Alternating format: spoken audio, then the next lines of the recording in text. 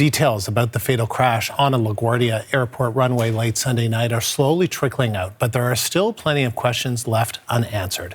This is video shot today at LaGuardia showing the plane still on the runway. You can see investigators with the U.S. National Transportation Safety Board on the tarmac.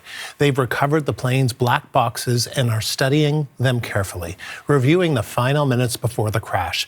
But they're warning the full investigation will take months. The CBC's Chris Reyes is at LaGuardia Airport again and joins us live. So, Chris, what is the latest on the investigation? Good afternoon, Andrew. Let's start with a photo of Mackenzie Gunther, who was the first officer on that Air Canada Express flight. We're learning more about one of the pilots of that flight. So Mackenzie Gunther has been flying professionally since 2022.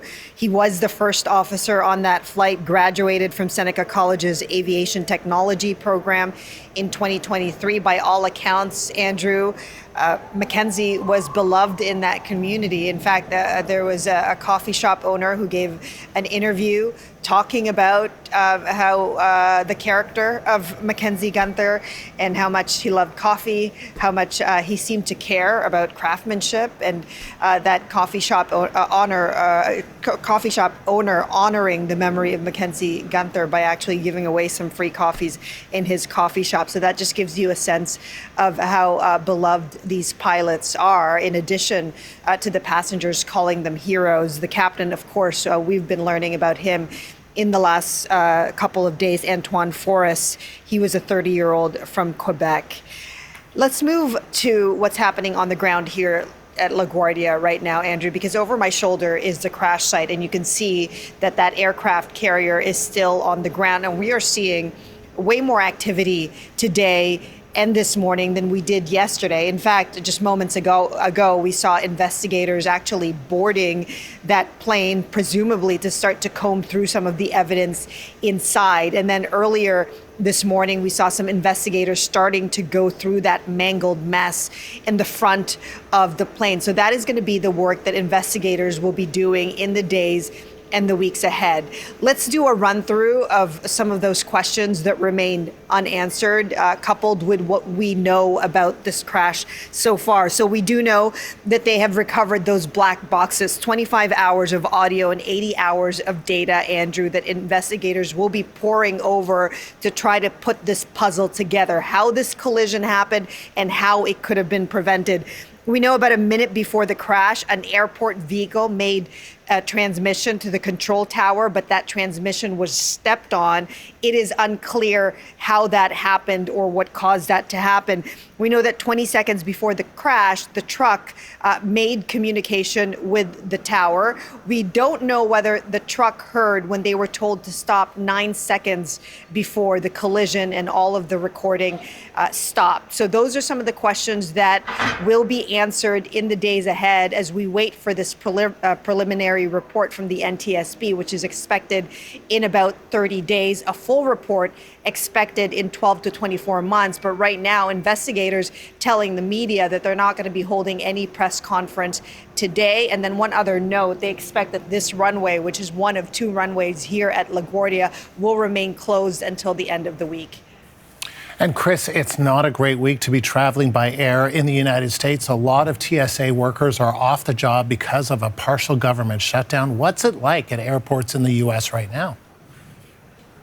Well, I'll tell you exactly what I saw at the departures area of LaGuardia Airport, and that is a line snaking the entire length of the terminal. So all of these screening agents are either calling out or not getting a paycheck. So that gives you a sense of the bottleneck that it has created at airports like LaGuardia, and that adds to the challenges that were already presented in the last couple days with a full shutdown of this airport following that collision. We are hearing reports that at an airport in Houston, the line and the wait is as long as 3 hours to try to get through that gate. And anybody who's ever gone through an airport, Andrew, knows that that screening process happens on a one-to-one basis. And so if there's not enough people to get all of those passengers through the line. It's going to take a very long time. I spoke to a passenger downstairs at that departures area. His flight is not till 4 o'clock, and he's been lining up since about 10 o'clock this morning. Have a listen to what he said. How long have you been in line? A little over an hour. Yeah, and what do you make of this kind of wait? I mean, they're being really nice about it. They gave us water, and people are stopping by and checking on us to make sure that our times for our flights are not approaching so they can get us to the front of the line. So they're doing their best. You know, you think about all of these travelers having to go through these challenges to just get to their destination. Now think about what's actually happening with the screening agents. Some 50,000 screening agents, Andrew, in this country not getting a paycheck. One union rep talked about just what kind of effect that has, not just on the screening agents, but their families as well. They have expressed frustration over the fact that many are facing evictions, not having utilities, cars repo. There's people sleeping in cars. The situation has been critical because we are literally, by this Friday, it'll be 42 days since officers have received a full paycheck since this latest shutdown. And at this point, Andrew, no end in sight. There's no indication that Congress is anywhere close to a deal to try to fund that budget that would get these screening agents their paychecks. Chris, thank you. The CBC's Chris Reyes live at LaGuardia Airport in New York.